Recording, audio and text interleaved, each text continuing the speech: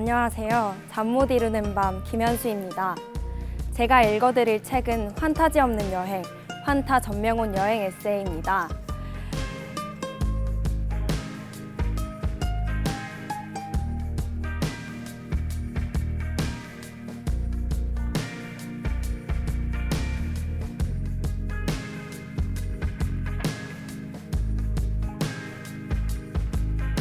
전명훈 작가님이 여행을 하시며 경험한 아시아 여러 지역의 이야기이자 여행 작가라는 직업 때문에 생긴 에피소드들을 다루고 있는데요. 잠 못 이루는 밤 이 책을 들으며 경험해보지 못한 혹은 경험했었던 일들을 함께 나누어 보는 시간이 되었으면 좋겠습니다. 현자의 눈물. 그 선배가 우는 모습은 처음 봤다. 그는 내 또래의 여행자에게 현자 같은 이다. 공무원 생활을 하다 한민족 문화 경로가 궁금해졌다며 모든 걸 훌훌 털고 10수년째 길을 떠도는 사람이었다. 길을 나선 이유도 특이했지만 틈틈이 집으로 돌아오는 보통의 여행자와는 달리 아예 한국에는 얼씬도 하지 않아서 모두를 놀라게 했다. 20대 후반의 나는 30대 후반의 그를 언제나 우러러봤다. 그는 격정만 남아있는 후배들의 토로를 말없이 들어줬고 누군가가 어려운 일을 겪으면 단돈 $50라도 슬그머니 주곤 했다. 내가 30을 넘고 그가 40고개를 넘던 어느 날 그와 나는 인도 뉴델리의 파하르간지에서 술잔을 나누었다. 나는 첫 책을 출간한 뒤 기분이 공중에 붕 떠 있었고 선배는 그런 날을 축하해 주었다. 뉴델리의 수입 식재 상가에서 어렵게 숙주나무를 구해와 전기 쿠커로 요리를 하고 있는데 갑자기 그가 속마음을 털어놓았다. 환타야, 계속 이렇게 살아도 되는지 두렵다. 이렇게 살아도 아무 문제가 없다는 사실을 증명하던 사람의 입에서 이런 말이 나오다니 나는 화들짝 놀랐다. 두려워요? 뭐가? 선배가 그러면 나는 어쩌라고? 그때나 지금이나 철없긴 마찬가지인 나는 그의 토로에 도리어 투정을 부렸다. 날이 밝도록 독한 위스키를 들이부어도 다음 날이면 다시 골목 여기저기를 기웃거리고 길에서 사람과 만나고 헤어지기를 반복하던 그 시간이 영원할 거라고 생각했다. 하지만 선배는 그게 가능한지에 회의를 품고 있었다. 지금 생각해보면 그건 나이 듦에 대한 두려움이었다. 책을 쓰고 이름 뒤에 작가라는 어색한 호칭이 붙고 난 뒤 내가 영원히 여행을 하며 살 것이라고 믿던 후배들은 예전에 내가 선배에게 그랬던 것처럼 형처럼 살고 싶어요 라고 말하며 나에게 확신을 구하려고 했다. 그 덕에 한때는 내가 정말 특별한 사람인 줄 알았다. 다 때려치워. 별거 아니야. 귀국행 비행기표를 쭉 찢으면 그때부터가 시작이야. 새 세상이 열리는 거라고.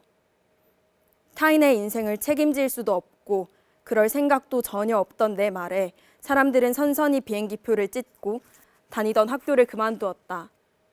그들은 여행에 머문 채 국경을 따라 이동했다. 그때 우리는 왜 그렇게 집으로 돌아가는 게 싫었을까? 내 말을 듣고 여행에 나선 20대 청년이 참 많았다. 나중에 나는 그들이 30의 문턱을 넘어가며 어떻게든 세상에 적응하려고 발버둥 치는 모습을 지켜봐야 했다. 그쯤에야 내가 특별하지 않았음을, 그저 운 좋게 좁은 문을 통과해 여행이라는 세계에 안착했음을 깨달았다. 이 업계에는 여행 구원론이라는 미신이 있다. 힘들고 짜증나고 지치는 일상에서 벗어나세요. 우울하다고요? 떠나지 못해서 그런 거예요. 일단 떠나요. 그러면 모든 게 달라질 거예요. 이런 식의 이야기이다. 곧이어 그 조언을 듣고 떠난 지 얼마 안 된 이들이 환한 얼굴로 웃으며 나타나 자신의 행복을 고백한다. 떠나면 행복해진다 라는 환상은 동서고금을 막론하고 일상에 지친 사람을 빨아들인다. 여기에 쿨하게 때려치우고 당장 떠나라고 말하던 과거의 내가 겹쳐 보일 때도 있다. 하지만 이제 나는 여행을 꿈꾸는 이들에게 이렇게 말한다. 돌아와야 할 이유를 찾고 돌아올 날짜를 정해야 여행입니다. 돌아올 길을 불태우고 떠나면 그때부터 국제 거지가 되는 거예요. 이 말을 듣고도 나처럼 살고 싶다고 우기면 이런 이야기를 더 해준다. 당신은 여행을 떠올리며 집과 차를 가진 풍요로운 일상에 자유로운 삶을 더할 수 있을 거라고 믿고 있겠죠. 그런데 여행의 현실은 그렇지 않습니다. 내 친구들도 나를 부러워해요. 걔들은 이제 회사에서 부장 정도가 되었으며 편안한 집과 큰 차를 가지고 있어요. 그러면서도 내가 가진 자유를 부러워하죠. 하지만 나는 자유로운 대신 집과 차가 없어요. 이렇게 대부분의 사람은 그저 자신에게 없는 걸 부러워하며 살아요. 나에게 조언을 구하는 이들은 내가 여행을 업으로 삼고 인도에서 오래 머물렀다는 이유로 인생에 대한 남다른 해법을 알려줄 것이라고 기대한다. 하지만 여행에 대한 나의 교과서적 대답은 그들을 실망시키기 일쑤다. 어쩌면 당신 역시 실망할지도 모르지만 이것은 지금까지 내가 여행을 하면서 찾아온 최선의 답이다. 여행하는 삶이란 여행이 끝나면 일상으로 돌아오는 삶이다. 여행은 오직 이 전제 아래에서만 현실이 된다. 제가 두 번째 들려드릴 에피소드는 국제뉴스의 보도가치라는 제목을 달고 있는 에피소드입니다. 2012년 12월 뉴델리에서 한 여성이 집단 강간을 당한 뒤 폐혈증으로 사망하는 사건이 발생했다. 사건 자체도 잔인하기 그지없었지만 그런 사건이 수도 한복판에서 벌어졌다는 사실에 수많은 사람이 분노했다. 인도는 워낙 거대하고 인구가 많은 나라라 그동안 성폭행 사건에 민감하지 않았지만 이번만큼은 언론도 달리 대응했다. 분노한 시민 수만 명이 대통령 궁 앞에서 연좌 시위를 벌이며 정부의 대책을 요구했고 생전 처음 보는 시민권 요구에 화들짝 놀란 인도 정치권은 시민들에게 제도 개선을 약속했다. 그 후 개선된 제도는 크게 두 가지이다. 우선 정부는 성폭행 피해자가 사망할 경우 가해자의 최대 형량을 사형으로 상향 조정했다. 그리고 성폭행 사건을 전담하는 신속재판부를 설치했다. 특히 두 번째 조치인 신속재판부는 1심 재판에 소요되는 기간이 평균 3년, 3심까지 가면 10년이 좋게 걸리던 그동안의 관행을 감안했을 때 파격적인 조치였다. 그런데 우리는 2012년 이후 인도 사회가 인군 발전적 변화에 대해서 제대로 알지 못한다. 왜 그럴까? 이런 기사는 포털 사이트의 조회수에 도움이 안 되는지 어느 곳에서도 보도하지 않기 때문이다. 물론 제도가 바뀌었다고 강력 성범죄가 사라진 것은 아니다. 그 뒤로도 뉴스에서 인도의 강간 사건을 여러 번 접할 수 있었다. 이는 정확하게 말하면 한국의 언론이 과거에는 눈여겨보지 않았던 사건에 이제야 관심을 가졌기 때문이다. 내막을 살펴보면 뉴스에서 자꾸만 인도에서 발생한 강간 사건을 보도하자 사람들은 비슷한 사건이 빈발하는 인도에 분노하기 시작했고 그 분노로 인해 인도에 대한 관심이 증가하면서 언론의 입장에서는 인도발 국제뉴스의 보도 가치가 커진 것이다. 2014년 6월 인도의 모디 총리는 힌두 사원보다 화장실을 먼저 짓겠다는 다소 이색적인 발언을 했다. 이는 같은 해 5월인 인도 북부 비하르주에서 한밤에 들판으로 용변을 보러 간 14세, 17세 사촌자매가 성폭행을 당한 후 살해된 사건에 대한 대응 조치였다. 처음 인도를 방문했을 때 나는 길에서 스스럼 없이 용변을 보는 사람들을 보고 큰 충격을 받았다. 인도 북부의 묘미는 기차 여행이다. 이른 아침 찌뿌둥한 몸을 일으킨 뒤 인도식 밀크티인 차이를 한 잔 마시며 열차의 창문을 열면 가장 먼저 철로변에 앉아서 용변을 보는 마을 사람들이 보였다. 더럽다고? 아니다. 이것은 무척이나 자연스러운 일이다. 깨끗한 거리에서 미친놈 한 명이 엉덩이를 깐 게 아니라 거대한 무리가 주저앉아 어떤 이는 진지하게 또 다른 이는 옆 사람과 얼굴을 맞대고 수다를 떠는 풍경은 그 자체로 거대한 행위 예술 혹은 인도 특유의 종교 의식처럼 느껴질 정도로 장엄했다.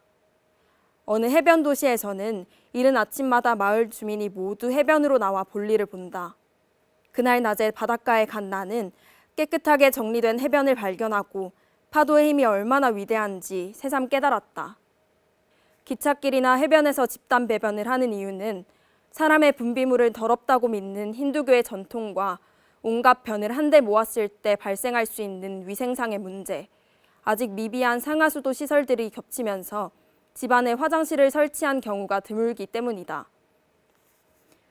통계에 의하면 전체 주택 가운데 48%는 화장실이 없다. 델리에서도 엉덩이를 깐 사람을 심심치 않게 볼 수 있고 노상 방뇨는 흔하디 흔한 일이다. 총리의 화장실 발언이 나오자마자 인도 정부는 팔을 걷고 나섰다. 이른바 화장실 건설 보조금 사업을 시작한 것이다. 화장실을 설치하는 가정에 1만 2천 루피를 국가가 보조하기로 했다. 재밌는 점은 성금을 주면 떼어먹을 가능성이 있기 때문에 화장실을 다 지으면 돈을 지급하는 후불제 방침을 정한 것이다. 어쨌든 그로부터 5년이 지난 현재 인도에는 약 9천만 개의 화장실이 새로 생겼다. 모두가 걱정했던 물 부족 문제는 냄새가 나지 않는 개량형 푸세식 화장실로 극복했다. 마치 전쟁을 치르듯 정부가 주도하여 달성한 9천만 개의 화장실이 모두 제대로 작동하는지를 의심하는 사람도 있지만 어쨌거나 화장실의 수가 비약적으로 늘어났다는 점만큼은 이론이 없다. 놀라운 사실은 같은 기간에 여성 대상 성범죄의 수가 줄어들었다는 점이다. 사실 나는 모디 총리의 화장실 건설 연설을 듣고 누구보다 크게 박장대소했다. 연일 쏟아지는 성폭행 보도에 대책을 내놓아야 하는데 마땅한 방법은 없고 그러다 고육지책으로 꺼낸 게 화장실이라니 어찌 궁색하지 아니한가. 하지만 5년 뒤에 확인한 통계 앞에서 나는 부끄러움을 느꼈다. 그동안 인도에 대해 꽤 안다고 떠들고 다녔는데 나조차도 그들의 현실을 제3자의 눈으로 바라봤음을 인정하지 않을 수 없었다. 인도는 변하고 있을까? 최소한 이 질문만큼은 제대로 대답할 수 있다. 충격적인 성범죄를 경험한 뒤 인도는 2가지 사법제도를 보완했고 위생시설의 확충을 통해 성범죄의 근원을 제거하고 있으며 앞에서 소개한 케랄라의 사바리말라 사원에서 봤듯이 여성의 기본권이 비약적으로 강화되고 있다. 최근에는 민간의 변화도 두드러진다. 인도에서 광범위하게 벌어지는 인신매매의 현실을 폭로하는 킥스타터 게임 미싱 프로젝트가 대표적이다. 인도의 사진작가 리나 케즈리왈은 인도 성매매 산업의 구조를 폭로하기 위해 게임을 만들었다. 르포 기사나 다큐멘터리가 아닌 게임으로 세상의 부조리를 알린다는 혁신적인 아이디어가 놀라웠다. 게임은 약물 때문에 기억을 잃고 납치당한 주인공이 성매매 업소에 팔려오면서 시작된다. 게임의 시나리오와 배경은 실제 인신매매를 당했다 탈출한 여성의 증언들 바탕으로 만들어졌다. 플레이어는 거리에 나가 남성을 유혹해 돈을 벌어야 한다. 도망가다 잡히면 끌려와서 폭행을 당한다. 게임 속 포즈는 하루 할당량을 제시하고 이 금액은 매일 오른다. 금액을 채우지 못하면 또 끌려와 폭행을 당한다. 화면이 암전되고 구타 소리만 들릴 때면 플레이어는 신경이 예민해진다. 고작 게임이 성매매 산업의 부조리를 일깨울 수 있을까? 미싱은 우려를 깨트리고 원래의 목적을 이뤘다. 2017년 인도 앱스토어 게임 부분에서 1위를 기록하며 수천 개의 리뷰가 달렸는데 특히 남성들이 남긴 후기가 인상적이다. 여성의 입장이 되고 보니 매우 불쾌하더군요. 게임이 조금이나마 성매매에 대한 심각성을 일깨워 주었다고 생각합니다. 나아가 게임을 접한 남성들이 성매매를 하지 않겠다는 선언을 하거나 인신매매와 성매매 업소 이용 반대 시위를 벌이기도 했다. 게임 하나가 거대한 부조리의 벽에 작은 균열을 낸 셈이다. 수년째 지지부진한 한국의 차별금지법 제정 문제와 비교한다면 인도 사회의 약진은 눈부시다. 이 수많은 변화에도 불구하고 한국 뉴스에는 늘 인도의 성폭력 사건만 보도된다. 그런데 여기에도 아주 중요한 행간이 있다. 2012년 12월 뉴델리에서 발생한 강간 피해자 사망 사건 당시 각 언론사 여성 기자의 눈부신 활약이 이제야 회자되고 있다. 여성의 강간 피해에도 무감각했던 인도 언론을 움직인 건 바로 그들이다. 그 결과 언론이 눈을 떴고 시민이 봉기했으며 정부가 행동하기 시작했다. 많은 사람이 시민의 권리를 요구하고 여성에게 강제된 부당함을 함께 인식했다. 이 모든 노력이 더해져 침묵으로 일관해온 성폭력, 강간 사건에 비로소 보도 가치가 부여된 것이다. 지금 한국에 쏟아지고 있는 인도의 성폭력 뉴스는 인도 사회가 올바른 방향으로 나아가고 있음을 증명하는 목소리이자 더 이상은 안 된다는 절규이다. 이 소라는 인도가 건강해지고 있다는 더 없는 증거다. 우리 시민사회는 인도를 향해 강간의 왕국이라고 손가락질만 할 게 아니라 그들과 연대할 수 있는 길을 모색해야 한다. 인도의 변화에 침묵으로만 답하지 말자는 이야기이다. 제가 준비한 책 내용은 여기까지인데요. 더 많은 에피소드들이 궁금하시다면 서점에서 환타지 없는 여행을 찾아주시면 되겠습니다. 잠 못 이루는 밤, 다음 시간에 또 다른 좋은 책으로 찾아뵐게요. 좋은 밤 되세요. 감사합니다.